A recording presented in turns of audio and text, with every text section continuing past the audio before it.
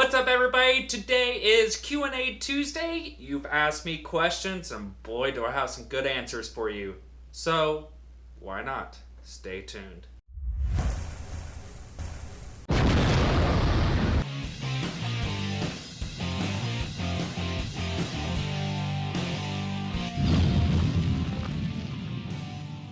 Alright everybody, so welcome to this week's Q&A. So I'm just going to jump into it. I got 5 amazing questions for you guys. Question number 1 comes from Marcus Jones at Marcus Paul. What is your schedule like after Christmas?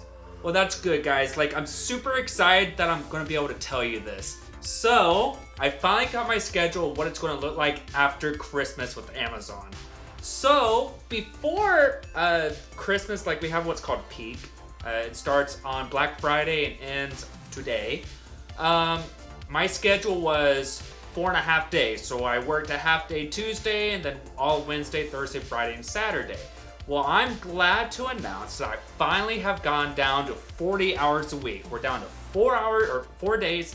So I'm only working Wednesday, Thursday, Friday, and Saturday. What does that mean for us? That means we're getting earlier vlogs. That means that I'm gonna have better content. That means the quality is better because I have more time instead of, right now, I go in at 6:30 in the morning. Well, actually, let me rephrase. I had to start work at 6:30, but I get up at 4 in the morning because I have to catch a bus and it's just chaotic. And I don't get out of there until 6 o'clock at night. So my schedule's going back to starting at 7:30 in the morning, getting off at 6 o'clock, and only doing that on Wednesday, Thursday, Friday, and Saturday. So I'm super excited, guys. That means we're going places, we're able to do things, we're gonna be able to do so much. All right, so let's look forward to that. Thumbs up if you like that, because I wish I could give this video a whole bunch of thumbs up because I'm super excited about that. So let's switch to question number 2. It comes from my main man in Austin, Texas, Michael Gansby. He's a vlogger. Go to that search bar, type in Michael Gansby, and you'll find him. And his question is right here. First, I like to say awesome shirt. I know that he's not really talking about the Tilley vlog shirt. He's talking about the Silence of the Lamb shirt I was wearing in my last vlog. You can go click on this little eye and go see it. But these are also for sale. So if you want these, go to my Tilley shops. It's spreadshirt.com/TilleyVlogs. And that'll be up there as well. But who are the biggest YouTubers that you follow? And if they are vloggers, do you heed to their advice if they put their opinions of life in their vlog? So let's start with some of the biggest YouTubers I follow. The main vloggers I watch are Joey Graceffa, and Kid Behind the Camera, Charles Green, and Angry Grandpa. Mainly Angry Grandpa. I just like to watch them bitch, because honestly, I think that's probably why we all watch it. Do I heed their advice if they put their opinions on life in their vlog? Sometimes, guys, I go to YouTube because I want to see how others' lives are going, and their opinions on how they're living their life and what they're doing to make their life better. Sometimes I've found where I would rather listen to a YouTuber sitting in a couch just talking about their day versus somebody that's out there creating destruction on stuff, whatever it be. Love is love, guys, and you can yell at each other like the Angry Grandpa all day long. You're going to get views. But I would rather be watching that one individual who gets 100 views on a video because, they're just talking about life and in general of what's happened in their life and what they can do to make it better, or give the advice to somebody else on what they did wrong and for you not to make the same mistake. So, to answer your question, yes, I do heed their advice on giving their opinions on life. All right, next question comes from the Nickness. This is a new guy that's asked me a question. You're awesome. Thank you. I would expect more questions after I answer this one. His question is the following. The WWE is on the verge of bankruptcy and they need help. They come to you and give you all the power. What is the first thing you change? So, I am not very good with money, And like if they put all that into my hands for me to make changes, this is probably the very first thing I would do. WWE has evolved from a competitive atmosphere to a kind of like evolve into like just a foundation of entertainment. What I would do is I would take that money and bring back WCW. I think like the WWE versus WCW, it would have been amazing. I would literally have Vince McMahon running this and Shane McMahon running that. The thing is Shane McMahon is no longer involved with WWE, and if he is, it's only on like a financial aspect. He is not involved in the production of WWE. But I would bring back WCW, so there's a WWE WCW feud, so that like the individuals who doesn't want to see maybe the entertainment side of wrestling in WWE, they could definitely see the wrestling environment in WCW.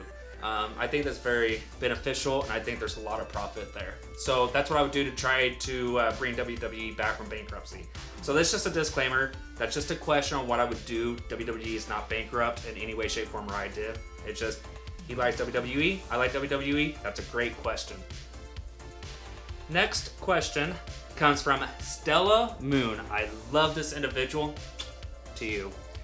Her question is, regarding you being from Kansas, which I am, and Kansas known to have many tornadoes, have you ever been in one, and what was it like? So this is a good question. I've seen tornadoes, and I've seen the destruction that they can cause. I mean, look at Moore, Oklahoma. Where I'm from in Kansas, it's literally like an hour away, and on multiple times it's just destroyed the city. But when I was younger, I was working at Sonic Drive-In, and there was one day where a tornado was formed, and this tornado was an F5. It was a mile long, and it was just creating destruction.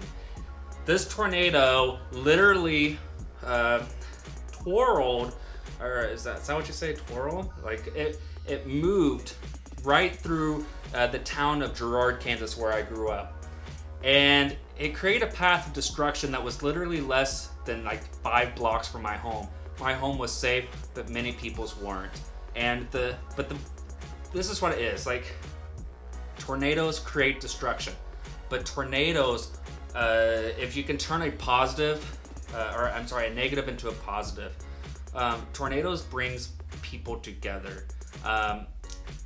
Whenever that happened, some rich people who never talked to the poor helped them out, and the insurance companies to help build a new home.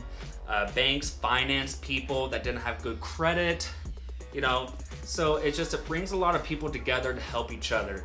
And sometimes in life, it's unfortunate, the older you get, people don't want to help people out. Like, I'm an individual that, like, if my neighbor said, hey, can you help me real fast, like maybe move my TV or something, I'd be like, absolutely, let's get it done. But I've also met people where it's like, hey, can you come help me? I need to just jack up my car. I just need you to like stand there and make sure it doesn't fall or something simple like that. And they're like, okay, yeah, but can I have $10 for that? It's kind of like everything is about either you paying somebody or it just doesn't exist. So it's unfortunate. But yes, to answer your question, I have been in a tornado, or not in a tornado, but around a tornado. All right, last question comes from Nick Semmel.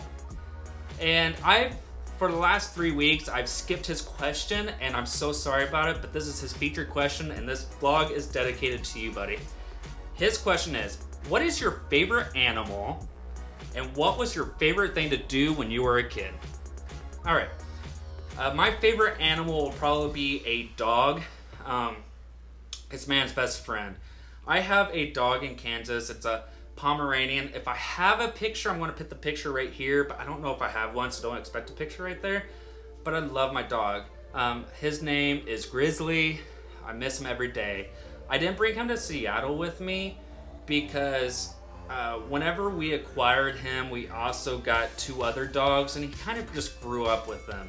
And it's not right for him being like on land, being able to run around in Kansas versus being stuck here in a 266 square foot apartment and not really have that much running room. Just want to be right to him. And I miss that guy so much. My favorite animal is definitely a dog.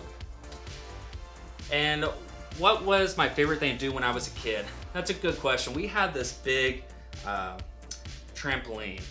And my brother and myself, like I say, we were big. At that time, it was WWF. We were big wrestling fans. We literally would go almost every day after school, and we would just go practice wrestling moves. I remember picking up my brother and doing suplexes, doing the Stone Cold Stunner, doing the rock bottom, tombstones, power bombs. Like, we literally got off that trampoline, and we were just like soaked in sweat. We were hurting from head to toe, but it kept us fit. We were looking good, and I miss those times. We were putting on shows for our neighbors and everything. We would literally walk to the trampoline with theme music. It was just a great time. I really enjoyed that, and I wish I can go back in time and witness that again. But anyways, guys, those are our questions for this week. If you like this vlog, give it a thumbs up, and don't forget to like, subscribe, share this video with others, and that's it.